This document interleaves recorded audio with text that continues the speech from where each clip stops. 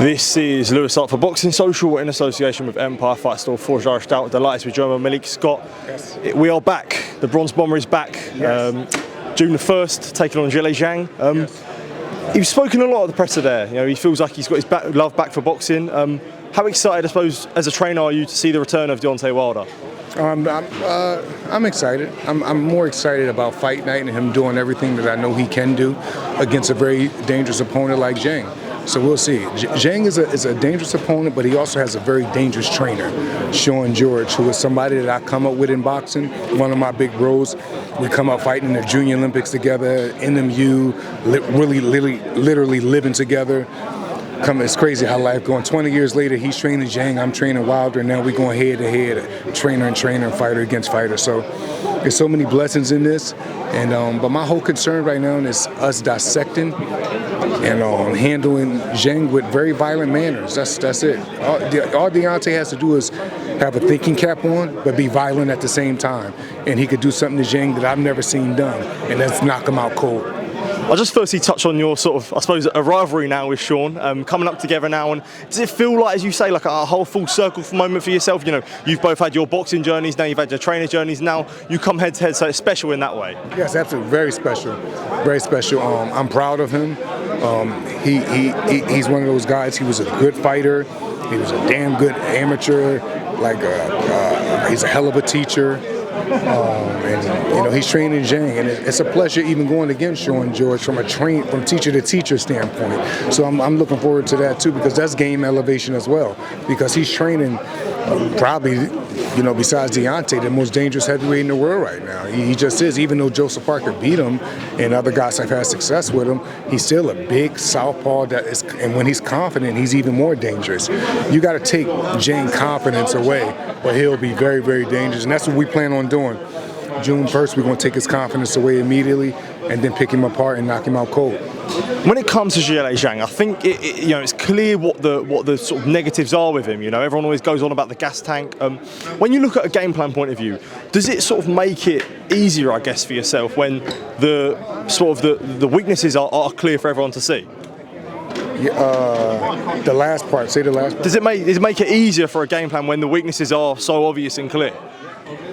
Oh, no. But you want to know something, man? You could give me a guy that is 0-2. I mean, having won a fight and lost 2 by knockout. It's something about me. I still would have to look at him fight, and still, it's just who I am. I wouldn't probably study him, but I would at least look at him and check him out. Somebody like Zhang, I don't care who beat him. He's still big and dangerous. And he's fighting my guy. That's enough for me to constantly film study, constantly make sure Deontay is staying defensively responsible, and constantly make sure, regardless of any of that shit, that Deontay is going to be very violent on June 1st. You know what I mean? Yeah. Him being violent is everything, with a thinking cap on. Being violent with a thinking cap on, he's the most dangerous fighter of all time, man. Obviously, Deontay, is coming off a loss from this fight. When you sort of reflect on the Parker fight now, does that make Deontay Wilder? Does that make a more dangerous version of Wilder? Could you say? If I focus on the Joseph Parker fight, you're saying? Yeah. So him coming off a loss. We obviously know he's lost. How dangerous does it make him? It makes him very, very dangerous, because you got to look like he fought in a trilogy, one of the best trilogies of all time, coming off a loss. It makes him very dangerous, man. But he got to go in here and do things the right way. He got to be violent, but at the same time, he have to be smart. And that's what gets this done. After the Joseph Parker fight, you obviously, with you and Deontay, you've always sort of talked about it being more than just a fighter and trainer. You respect him like a brother to yourself. How difficult were those conversations, would you say, after the Parker fight? Not difficult at all. Well, it's not difficult at all, because we just not boxer and trainer. We have a relationship before this boxing and trainer thing. Like Deontay, the only thing that don't make us brothers is blood. You know what I mean?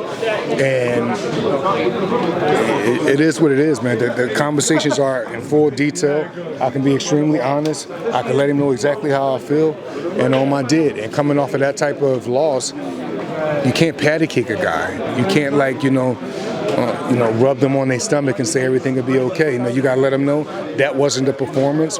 We have to do better. If you really don't want to do this, don't do this. But if you do want to do this, let's do it the right way. Because in my opinion, when he do it the right way, can't nobody fuck with him. You just got to want to do it. Just a final one from myself. I did also want to get your thoughts on Wilder at the press conference there. He had he delivered like a passionate speech almost in a way that he's sort of back in love with boxing. He sort of admitted that he sort of almost fell out of love with it. What did you make of that passionate speech from Deontay? That's just who Deontay is. Like, he's the son of a pastor. He's a very passionate guy. He means what he say. He like to be felt. He like his presence to be felt verbally, his physically and everything. So when he talks to people, he just want to make sure he's understood. And right now, the place that he had in his life, he really want to be understood off of how he feels. So he's just expressing that. Like, you know what I mean? Like, a lot of this shit come with maturity too. Like, you know what I mean? Because all you guys got to do if you want to know the difference between guys, look at us when we was young pros ourselves. The dialogue changed, the perspectives change, and everything just come a little bit different. So he's getting older, but no matter what, I don't care. Deontay is going to be a violent man even when he's 60 years old. It's just who he is. For sure. And we need that same violence come June 1st. Absolutely. Malik, thank you for taking time to speak to me. Really appreciate it. All the best on June 1st, mate. Top man. Thank